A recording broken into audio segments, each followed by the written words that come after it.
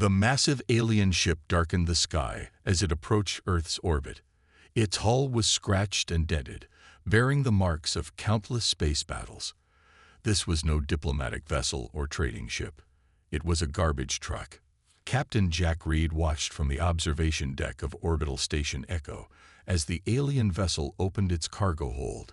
A cloud of space junk tumbled out, broken engine parts, twisted metal panels, shattered computer cores, and other bits of technology Reed couldn't even name.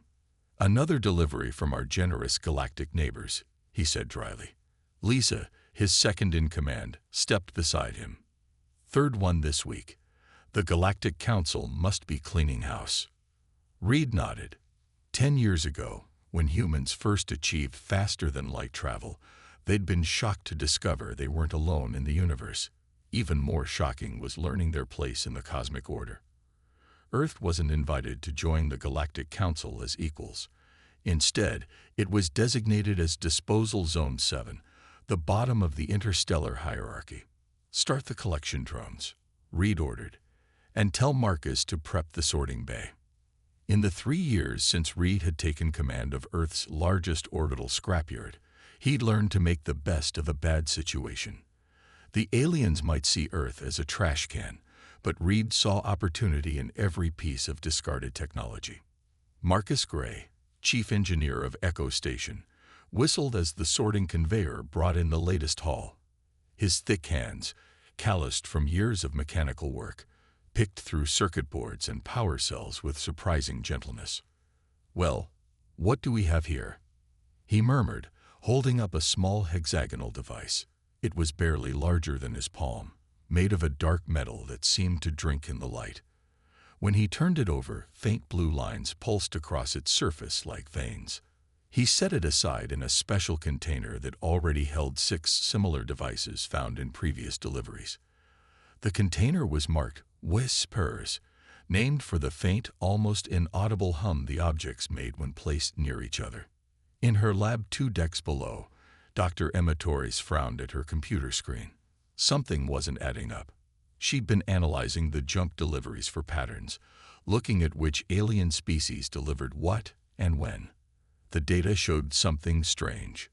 "Computer, display all deliveries from the Arcturus sector, last 6 months." The screen filled with dates, ship IDs, and manifest listings. Emma's eyes narrowed. Why would the Krell battleships be dumping navigation systems? They're at war with the Dovan Republic. They should be keeping every advantage. She pulled up another file. And why are the Dovans discarding quantum shielding units during the same conflict?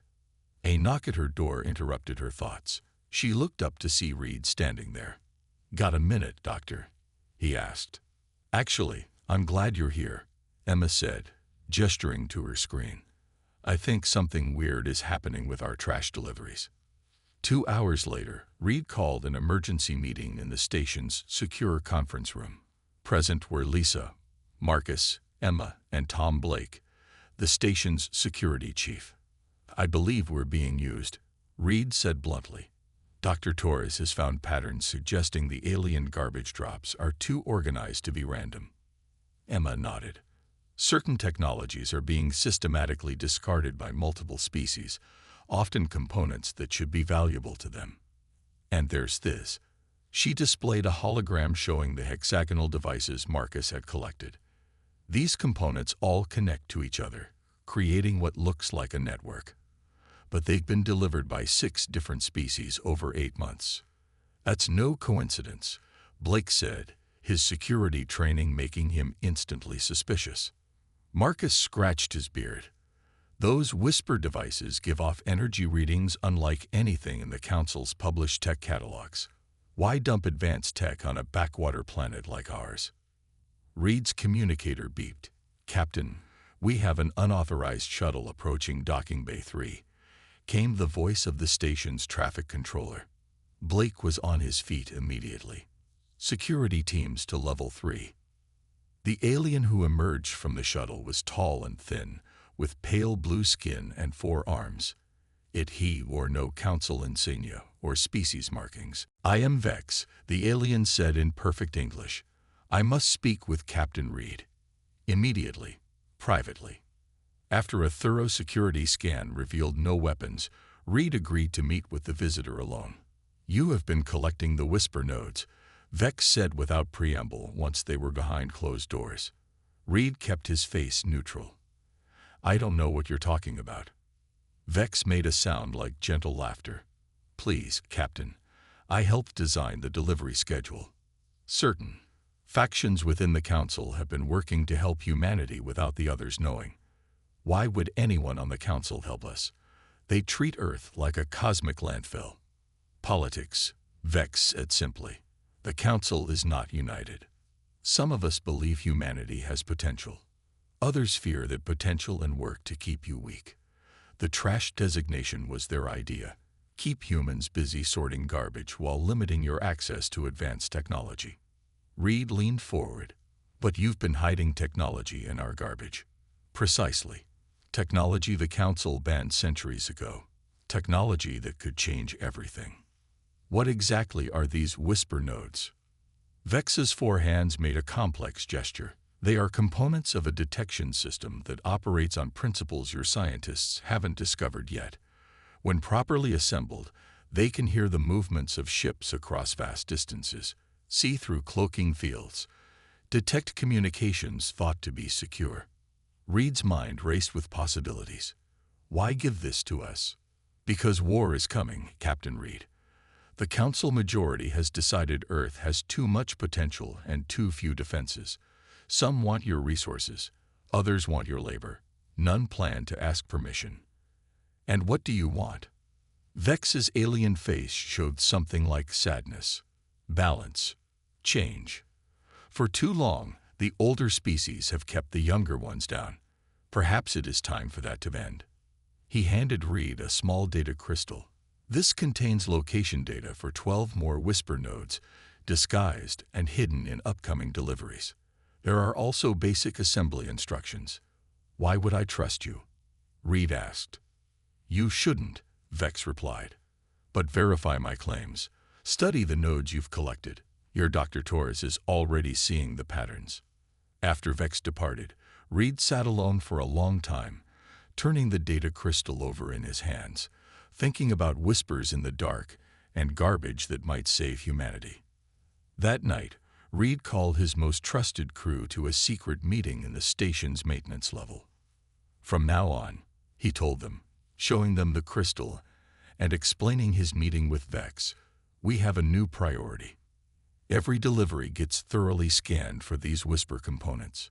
If what the alien says is true, we're talking about building something the Council explicitly forbids, Blake warned. They already see us as trash collectors, Lisa said. Maybe it's time to show them what humans can build from garbage. Reed looked around the room at his team. The choice is yours. This could be dangerous. Marcus picked up one of the hexagonal devices, watching the blue light pulse across its surface. Danger never stopped humans before. I say we build this thing and see what whispers we can hear. One by one, they all nodded in agreement. In the darkness of space around them, more alien ships were already approaching, their holds full of trash, and hidden within, pieces of a weapon that would change the fate of Earth forever. 3 months after meeting Vex, Captain Reed stood in a hidden chamber deep within asteroid BX 722. The large, hollow rock had once been an abandoned mining operation. Now it served a new purpose. How's it coming along? Reed asked as he approached Marcus. The chief engineer looked up from the strange device he was assembling. 37 whisper nodes now formed a complex pattern across the floor of the chamber, each hexagonal piece connected to others with thin beams of blue light. It's talking to itself, Marcus said, wiping sweat from his forehead. These components recognize each other, like they want to be together. Reed nodded. The data crystal from Vex had led them to more of the whisper nodes hidden in trash deliveries. Each new piece they added made the network more powerful. And what exactly is it doing? Reed asked. Marcus shrugged. That's still Emma's department. All I know is that it's creating some kind of field that extends far beyond this asteroid. In another section of the asteroid, Emma Torres stared at screens filled with data. Behind her, a wall displayed a three-dimensional map of nearby space. Small dots of light moved across it, ships traveling through the solar system. "Look at this," she said as Lisa entered the room. Lisa approached the display. "Those are Council patrol ships, right?" "Yes, standard patrols that pass through our system every week." Emma tapped a few keys, and suddenly new dots appeared on the screen. Smaller, fainter. And these are ships that shouldn't be there at all. Lisa's eyes widened. Cloaked vessels. The Whisper network can see them. Emma nodded. It's picking up ripples in what Vex called subspace, the layer of reality ships use for faster-than-light travel. Nothing can move through subspace without creating ripples, and the Whisper network detects those ripples. "Like seeing the wake of an invisible boat," Lisa said. "Exactly. And it gets better." Emma zoomed the display out to show a much larger area of space. "We're picking up echoes from as far as the Arcturus sector. The network hears every whisper between the stars." Fleet Admiral Diane West was not easily impressed. As the highest-ranking officer in Earth's defense forces, she had seen her share of scientific breakthroughs. But what Reed showed her that day made even her stern face show surprise. "You built this from alien garbage?" she asked, walking around the Whisper network that now filled the asteroid chamber. "Yes, Ma'am," Reed replied, "with help from an alien informant." "And you trust this?" "Vex. I trust what I can verify. Admiral, the network works. It sees what our sensors can't. It hears what no one else can hear." Admiral West stopped walking and faced Reed. "Do you understand what you've done, Captain? You've built an intelligence-gathering system beyond anything the Council has allowed us to have. If they find out, they'll destroy it," Reed finished, "and possibly us along with it. But we need to know what's happening out there. Vex wasn't wrong about one thing. The Council members don't all have our best interests at heart." After a long moment, West nodded. "This operation is now classified under Black Star Protocol. Official support, complete deniability." Tom Blake sat alone in his security office on Echo Station, reviewing footage from a Council inspection ship that had visited that morning. The lizard-like aliens had spent hours searching the station, claiming they were looking for prohibited technology transfers. They had found nothing, of course. All the Whisper components had been moved to the asteroid base weeks ago. But the timing of the inspection worried Blake. His computer beeped. It was a secure message from one of his sources in Earth's diplomatic corps.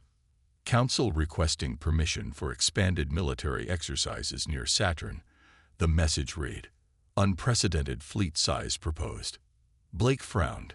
Why would the Council need military exercises in Earth's solar system? And why now? "They're tracking our movements," Reed said during the next team meeting at the asteroid base. "Blake's report confirms they're suspicious." "But they don't know about this place," Lisa said. "The inspection team found nothing." "Maybe not, but they're not stupid," Marcus added. "They've delivered this tech to us, piece by piece. They must suspect we're doing something with it." Emma brought up the space map, now showing a large collection of dots near Saturn. Council ships are gathering for exercises, but the Whisper network is picking up unusual communication patterns between them. They're searching for something. Reed turned to the newest addition to their team, Kate, a linguistics expert who had been analyzing the alien communications captured by the Whisper network. "Any progress decoding their secure channels?" he asked. Kate pushed her glasses up. "The Council species use different languages, but I've found patterns in their communications. They keep referring to something called protocol silence, and they're specifically looking for technology signatures that match our Whisper network." The room fell quiet. "So they know," Lisa said finally. Reed shook his head. "They suspect, but they don't know. If they knew, they'd have come directly here." "What do we do?" Marcus asked. "We keep building," Reed decided. "But we need to be smarter about it. Emma, can you find a way to mask the network's energy signature?" Emma thought for a moment. The whisper nodes absorb energy rather than emit it. That's why they look dark. If we build the proper housing for the network, we might be able to contain what little emissions there are. Do it, Reed ordered. And Marcus, it's time to think bigger than just a detection system. Marcus raised an eyebrow. What do you mean? Reed walked to the center of the room, where a holographic projector showed the growing whisper network. Vex's data suggested these components were originally designed for a ship, not just a detection system, but the core of a vessel that could move through space undetected. A stealth ship? Blake asked skeptically. More than stealth, Reed explained. The whispers don't just detect ripples in subspace. Properly configured, they might be able to manipulate those ripples. Kate looked up from her console. Captain, I just decoded more of their communications. They're not just searching. They're preparing something called Containment Protocol for Earth. Reed's face hardened. Then we don't have much time. Admiral West needs to see this. Later that night, as the rest of the team slept, Reed stood alone in the chamber with the whisper network. The hexagonal nodes pulsed with blue light, creating patterns like stars in a private galaxy. He placed his hand near one of the nodes. The blue light seemed to reach for him, bending toward his fingers without quite touching them. "What are you?" he whispered. As if in response, the lights pulsed faster, and for just a moment, Reed thought he heard something. A sound just at the edge of hearing. Not words exactly, but a presence. The Council announces expanded military exercises near Jupiter and Saturn, beginning next week. The news flashed across screens all over Earth. Most humans paid little attention. Council ships had become a common sight in the solar system. But at the hidden asteroid base, Tom Blake watched the announcement with narrowed eyes. Military exercises don't require 73 ships, he said to no one in particular. Reed nodded. And they don't need ships designed for planetary assault. The Whisper network had grown powerful enough to identify ship types based on their subspace ripples. What the Council claimed were routine exercise vessels were actually invasion craft. How much longer until we're ready? Reed asked, turning to Marcus and Emma. The two exchanged glances before Marcus spoke. The frame is almost complete, but we still need the core components for the propulsion system. Vex's data mentions special drive units. Emma added. They should be in the next garbage delivery, if the Council doesn't cancel it. Reed's communicator beeped. Captain, there's a message from Admiral West. Priority 1. An hour later, Reed met with his core team. His face was grim. Earth governments have enacted the Shadow Protocol, he announced. All defense forces are on high alert. The Council's exercises have been recognized as the threat they are. About time, Blake muttered. What does this mean for us? Lisa asked. It means we get full resources, Reed said, and a deadline. We have 10 days to make this ship operational. 10 days. Marcus sputtered. Captain, that's impossible. We've barely finished the outer hull. Earth doesn't have longer than that, Reed replied firmly. Admiral West has seen the latest Whisper network data. There's a massive fleet assembly happening beyond Pluto. The ships near Jupiter are just the advance force. The room fell silent as the reality of the situation sank in. We'll need more people, Emma said finally. Reed nodded. Each of you, pick your best 3 people from Echo Station.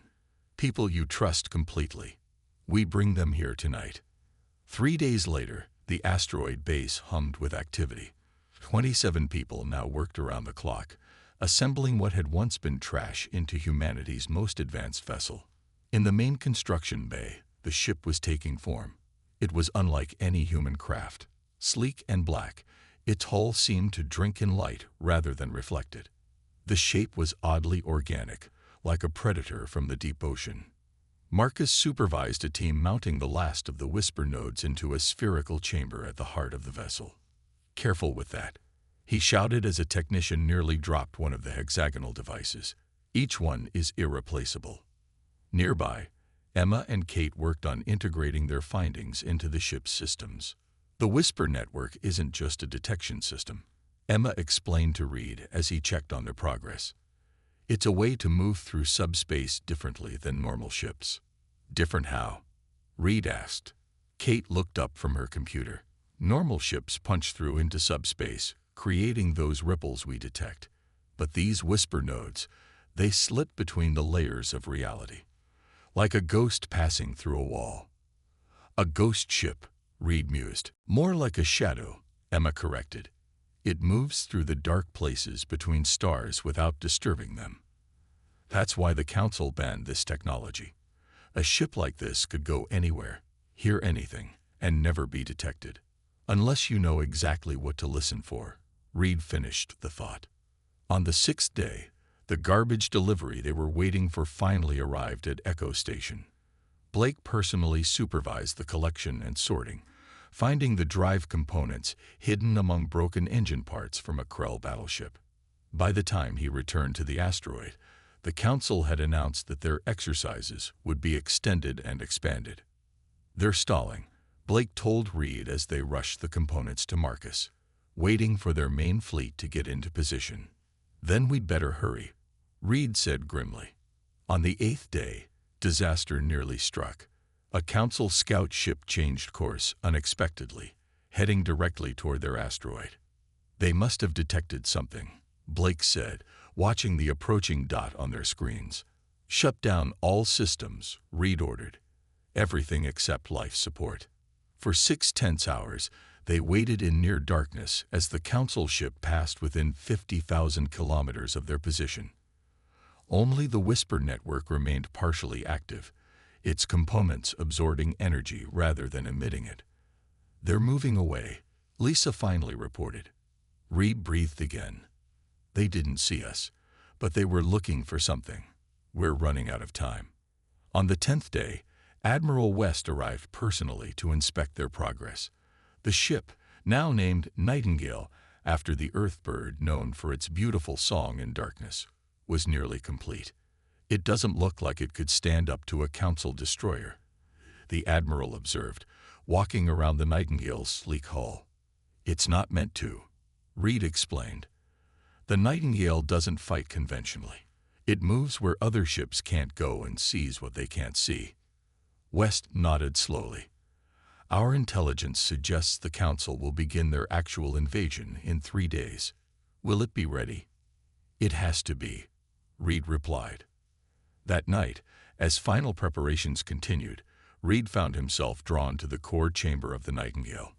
The Whisper nodes now formed a perfect sphere and at the heart of the ship, pulsing with blue light. As he approached, the light seemed to reach out to him, just as it had done before. "What are you trying to tell me?" he whispered. This time, the response was stronger. Not words, but impressions. Danger, urgency, and something else. A sense of recognition. As if the technology itself had been waiting for this moment. Reed placed his hand near the sphere, and the blue light danced around his fingers. In that instant, he understood something crucial. "You were made for us," he said softly. "The people who created you. They knew we would find you." The lights pulsed in what almost seemed like agreement. Behind him, Lisa cleared her throat. "Captain, the crew is assembled. We're ready for your briefing." Reed turned, a new determination in his eyes. "Tell them the Nightingale launches in 12 hours. We're taking her out for her first test flight." "So soon?" Lisa asked, surprised. Reed nodded, looking back at the Whisper Core. "She's ready, and I think she's eager to fly." The Council believed they had given Earth nothing but trash. Instead, humans had built something that whispered in the dark. And soon, those whispers would become a roar that would echo across the stars. "Final systems check complete," Lisa reported from her station on the Nightingale's bridge. "All Whisper nodes are operating at full capacity." Reed nodded, settling into the captain's chair. The bridge was unlike any on a standard Earth vessel.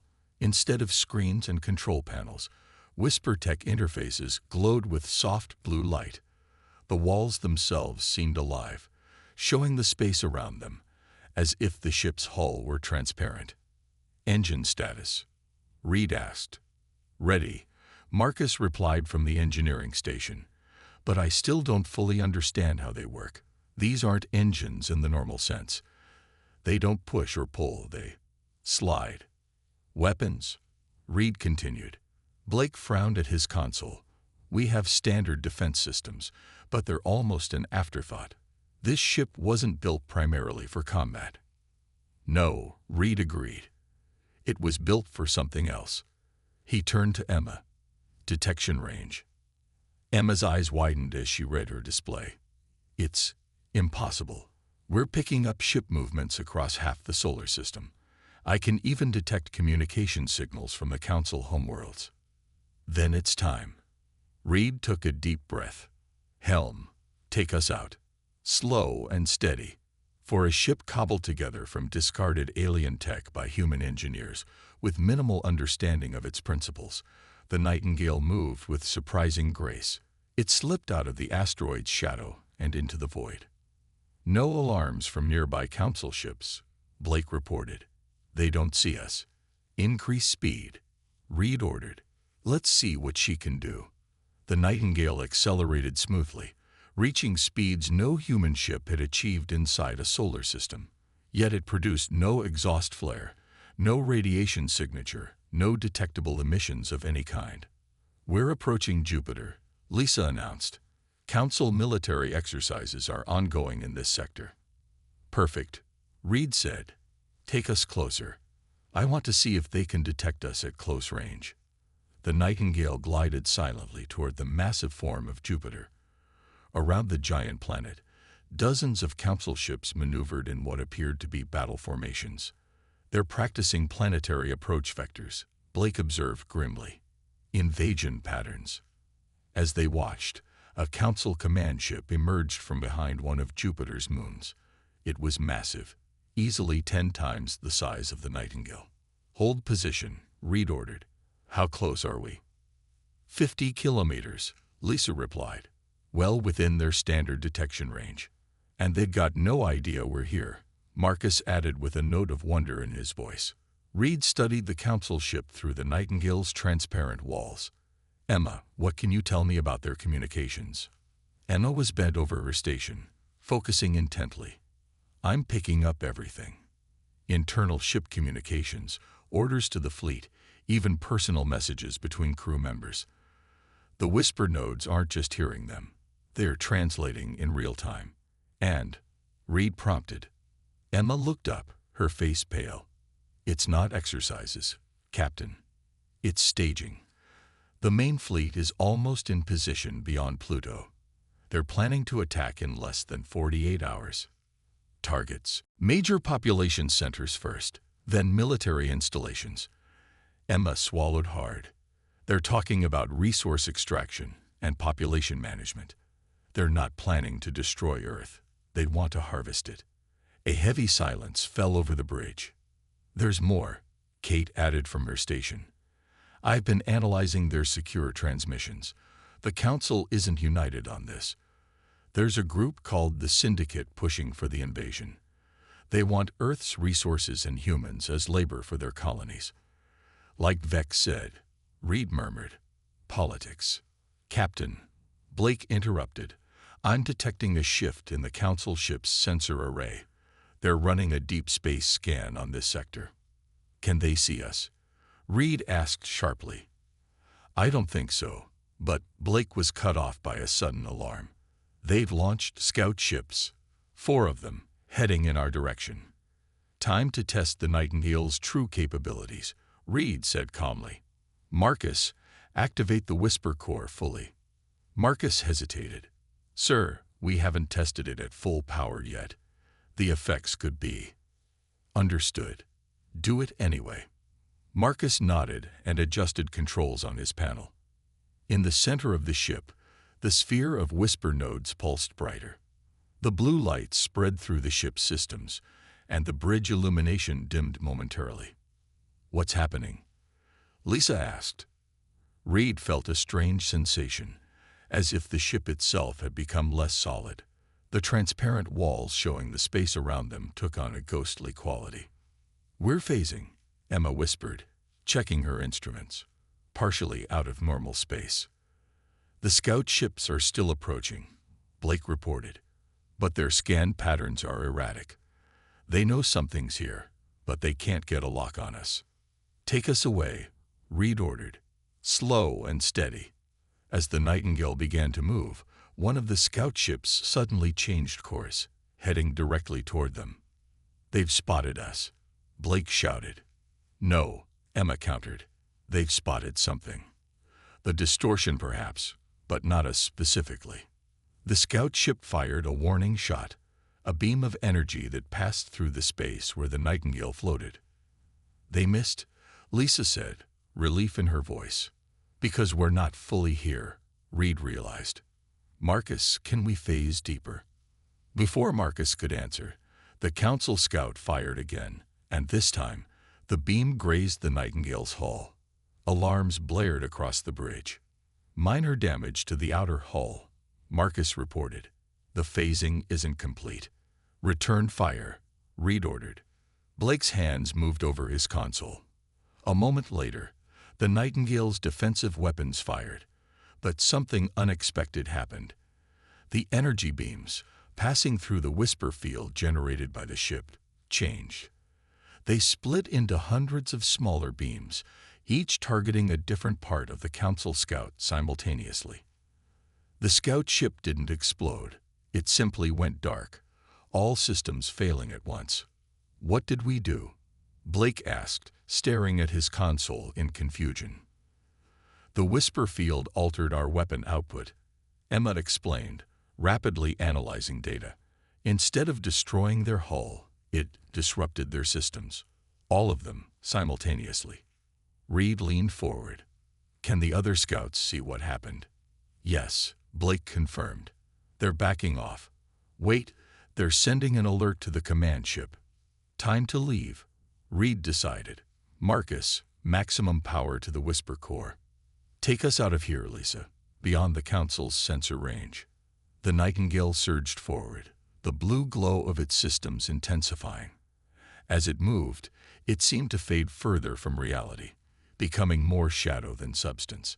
Behind them, the Council ships scrambled to respond, but the Nightingale was already gone, slipping between the layers of space like a whisper in the dark.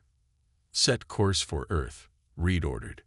"We need to warn Admiral West.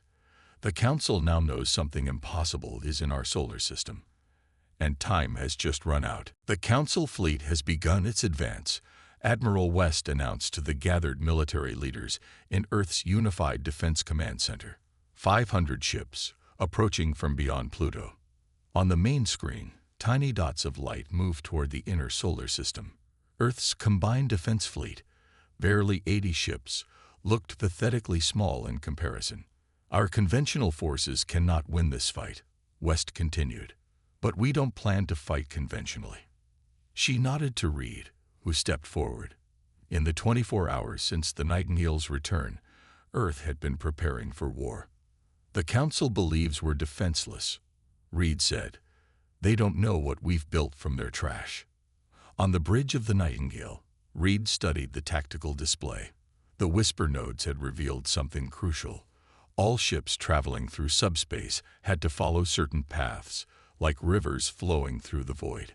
And all those paths to Earth converged at a single point. "Position us here," Reed ordered, pointing to the location where the subspace routes narrowed. "If we're going to make our stand, this is the place." Lisa guided the Nightingale to the coordinates. Around them, space looked empty to normal eyes. But through the whisper-enhanced sensors, they could see the currents of subspace, invisible highways along which the Council invasion fleet would travel. "The first wave will arrive in 30 minutes, Blake reported. Reed nodded. "Status of the Whisper Core." "Running at maximum capacity," Marcus replied. "Whatever you're planning, Captain, we're ready." Reed turned to Emma and Kate. "You've studied the Whisper technology more than anyone. What happens if we reverse the field?" The two women exchanged surprised looks. "In theory," Emma said slowly, Instead of allowing us to slide through subspace undetected, it would disrupt subspace itself. Like throwing a boulder into a stream, Kate added. It would create turbulence that no ship could safely navigate. Could we create that disruption without destroying ourselves? Reed asked. Marcus frowned, running calculations. Maybe, if we ejected the Whisper core at the exact moment of activation. But Captain, we'd lose the heart of our ship. Better to lose one ship than our entire planet, Reed said firmly. As the Council fleet approached, the Nightingale waited silently. Through their enhanced communications, they could hear the Syndicate commanders confidently discussing how they would divide Earth's resources. They don't even consider us a threat, Blake said bitterly. Good, Reed replied. That's our advantage. The first wave of the invasion fleet, 100 ships strong, entered the subspace convergence point.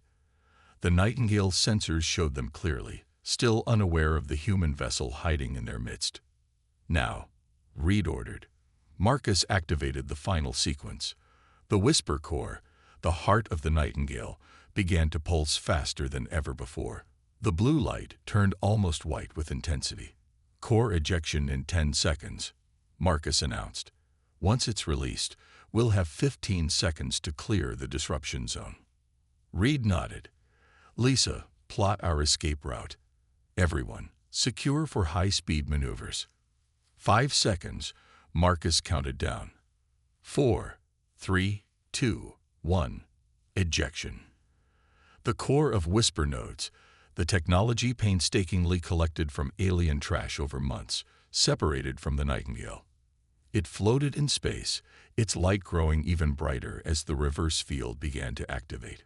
Go, Reed shouted. The Nightingale surged away from the floating core, pushing its remaining systems to the limit. Behind them, the Whisper core reached critical energy levels and exploded in a silent blast of blue-white light. But instead of a normal explosion that expanded outward, this one collapsed inward. It created a vortex, a swirling distortion in the fabric of subspace itself. On their sensors, they watched as the Council ships, caught in the disruption, were violently pulled from subspace back into normal space. Ships crashed into each other. Engines failed. Communication systems went dead. It worked, Emma whispered in awe. The entire first wave is disabled, Blake confirmed, checking his readings. And the distortion is still growing. It's affecting the second wave too. From Earth's command center, Admiral West watched as hundreds of Council ships suddenly appeared in normal space, their formations shattered, many of them damaged or powerless. Phase 2, she ordered. Earth's defense fleet, small but prepared, moved in to engage the crippled invasion force. It wasn't a fair fight. And for once, the advantage belonged to humanity. On the Nightingale, operating on backup systems after losing its Whisper core, Reed received the transmission from Admiral West. The Council fleet is in disarray. Their command structure has collapsed. We're moving in to secure their surrender. Reed allowed himself a small smile. Any word from the rest of the Council? That's the interesting part, West replied. We're receiving transmissions from several Council species. They're disavowing any connection to the invasion, claiming it was an unauthorized action by the Syndicate faction. Politicians, Reed said, echoing Vex's earlier assessment. There's more, West continued. A group calling themselves the Council Reformation Committee is requesting to send representatives to Earth. They want to discuss membership. Reed looked around at his crew, humans who had taken alien garbage and built something that had changed the course of history. Tell them we'll consider their request, he replied. But on our terms. 3 months later, Reed stood in the rebuilt Whisper core chamber of the Nightingale. After the battle, Vex had emerged from hiding, bringing with him other alien allies and more Whisper technology. The Syndicate thought they were being clever. Vex explained as technicians installed new, more advanced Whisper nodes, giving primitives trash, keeping them busy sorting garbage while planning to take their world. They didn't expect us to build something like this, Reed said, gesturing to the ship around them. That is why my faction chose humans, Vex replied, his 4 arms making a gesture of respect. You see patterns others miss. You build wonders from scraps. The Syndicate feared that potential. We wished to nurture it. Reed watched as the new Whisper core began to glow. And now Earth sits on the Council, the first of many changes. The old powers called you disposable. They will learn that was their greatest mistake. Outside the viewport, Reed could see other ships under construction in Earth's orbital shipyards. Each one built around Whisper technology, each one named after birds that sang in darkness. Nightingale, Mockingbird, Whippoorwill, Owl. Together, they formed the beginning of what the Council now called, with a mixture of respect and fear, the Whisper Fleet. They had given humans trash. Humans had built something that changed the galaxy. And it all began with whispers in the dark.